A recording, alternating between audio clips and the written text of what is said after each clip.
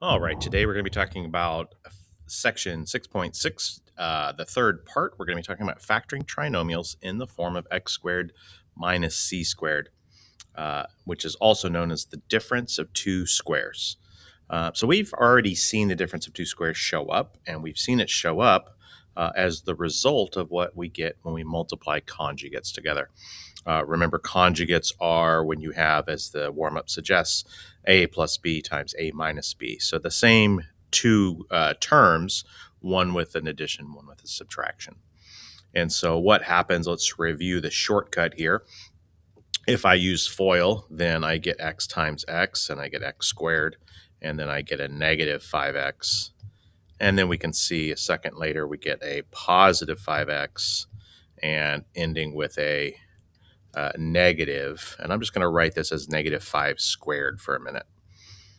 And then the real power of multiplying conjugates happens, which is the middle terms cancel out, and I'm left with x squared minus 5 squared. Now, this is, if you look back at what we're doing today, the form of what's known as the difference of two squares. So let's review why it's called that. Clearly, there's only two of them. There is a difference because of the subtraction. And both of the terms are things that have been squared, or said another way, things you can take the square root of. So when I see x squared minus 25, I think, and I call it the difference of two squares, but what do I know? I notice that, once again, you can take the square root of x squared, it's x. I can take the square root of 25, it's 5. So it is the difference of two squares. All right, so let's take a look at the next one. It is conjugates. And so if I am comfortable with it, if I understand it, and most importantly, if I only apply it for this situation, then I'm more than willing and happy to just go ahead and jump right to the answer, which is squaring the first term minus squaring the last term. 1 squared is 1. 9x squared minus 1. All right, so that's what happens when we multiply conjugates together. And so what we're here to do is to talk about how do you factor the difference of two squares. So for those of us who are really paying attention, we already know all the answers. This is very easy to recognize. I look at x squared minus 49 and my brain just flashes. It's like already like I'm screaming at me, difference of two squares. And I'm super happy about that because it's the easiest thing to factor. I know this came from multiplying conjugates together. I just have to figure out what the two terms are. So I look at x squared 40 minus 49, and I know the square root of x is x, and I know the square root of 49 is 7. And so the answer is, and it doesn't matter which one you do first, x plus 7 and x minus 7. So I look at x squared minus 100, and I know I can take the square root of both of those. So the answer is x plus 10, x minus 10. Couple of quick notes.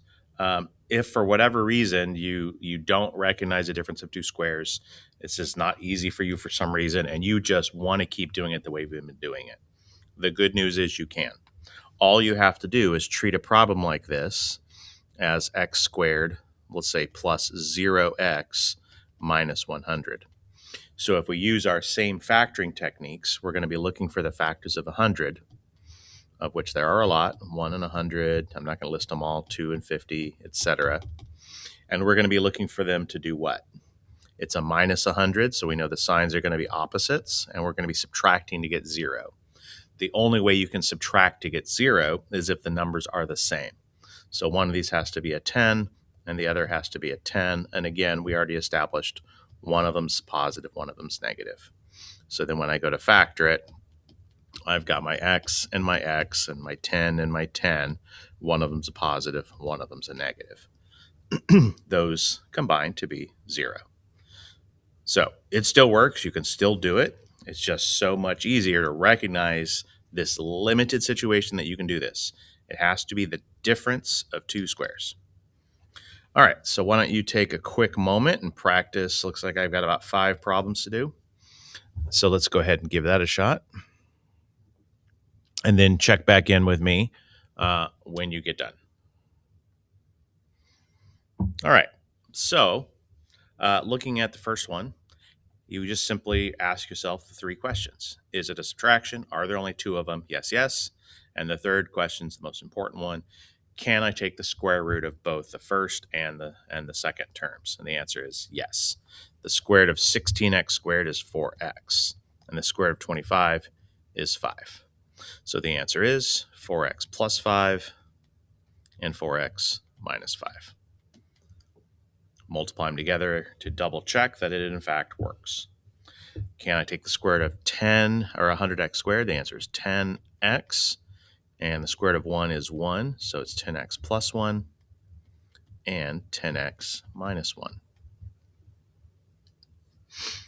Part 3, it is a difference. There are two of them. Oh no, I cannot take the square root. So this is not one of those, or is it? Because don't forget, our very first step we should always do, and I forget half the time, and then whenever I do, I'm always annoyed because it makes the problem harder. But I look at this problem and I'm like, wait a minute, I can factor something out. They're both even. So I can factor out a 2. So that would give me 2. And then this would be a 25x squared. And this would be minus 4. So now what's left inside there is the difference of two squares. So that means I can factor into 2 times. And then we're going to have 5x minus 2 and 5x plus 2. We need the 2 because remember factoring is saying, hey, what are the ways to multiply to get 50x squared minus 8? And without the 2, you can't get back to that. All right, number 4. This is me seeing if you trust the system or not. There are two things. You can take the square root of both of them, but there's a key piece that's missing. There is no subtraction. So this does not factor. This is not x plus 3 and x plus 3. It's not x minus 3, x plus 3. This does not factor. And let's talk about why real quick. Even if we go back to the good old normal factoring, we're looking for the factors of 9, 1 and 9, and 3 and 3. But this time, because this is a plus, we're looking to add. And we know the signs are going to be the same.